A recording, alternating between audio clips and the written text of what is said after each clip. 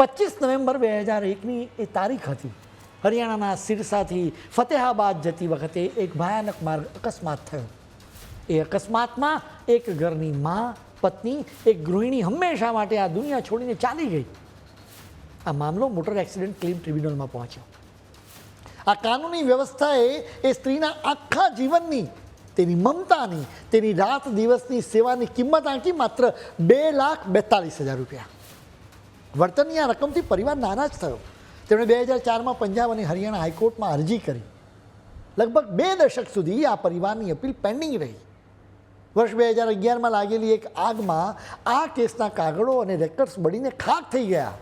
બસ ત્યારથી આ અપીલ અધ્ધરતા લટકી ગઈ હતી. એ પછી તો વર્ષો સુધી કેસની ફાઇલો ફરીથી તૈયાર કરવાનું કામ સતત ચાલતું રહ્યું. સમય સરકતો રહ્યો. આખરે 11મી ડિસેમ્બર 2024ના દિવસે હાઈકોર્ટે આ મામલે ચુકાદો આપ્યો. હાઈકોર્ટે વળતરની રકમ વધારીને વ્યાજ સાથે 8.43 લાખ રૂપિયા કરી આપી. વાત અહીં પૂરી નથી થઈ. મહિલાના પરિવારને હજી સંતોષ ન થયો. તેઓ ન્યાયની આશા સાથે સીધા સુપ્રીમ કોર્ટ સુધી પહોંચ્યા. લાંબી કાનૂની લડાઈ બાદ 11મી જૂને સુપ્રીમ કોર્ટે આ મામલે પોતાનો ચુકાદો આપ્યો. હવે આ કેસમાં સુપ્રીમ કોર્ટે વળતરની રકમ ફાઇનલ નથી કરી, પરંતુ મહત્વની ટિપ્પણી કરી છે. દેશની સર્વોચ્ચ અદાલતે પરિવારની જવાબદારી ઉઠાવતી મહિલાઓને માત્ર ગૃહિણી નહીં, પરંતુ નેશન બિલ્ડર્સ એટલે કે રાષ્ટ્રનું નિર્માણ કરનારી વ્યક્તિ ગણાવી છે. કોર્ટે ટકોર કરતા ચોખ્ખા શબ્દોમાં કહ્યું છે કે જો કોઈ દુર્ઘટનામાં ઘરની જવાબદારી ઉઠાવતી ગૃહિણીનું મોત થઈ જાય તો તેમણે ઘરમાં આપેલા યોગદાનની માત્ર ઘરકામ ગણીને ઉપેક્ષા ન કરી શકાય, કેમ કે તે આખા પરિવારની સંભાળ લેતી હોય છે.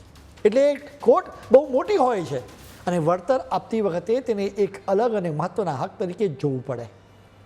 મૂળ વાત તો એ છે કે ઘર ચલાવતી માતા કે પત્ની ભલે મહિને પગાર ઘરે ન લાવતી હોય, પરંતુ આખા પરિવારને સંભાળવાનું તેમનું યોગદાન ખૂબ જ અમૂલ્ય છે.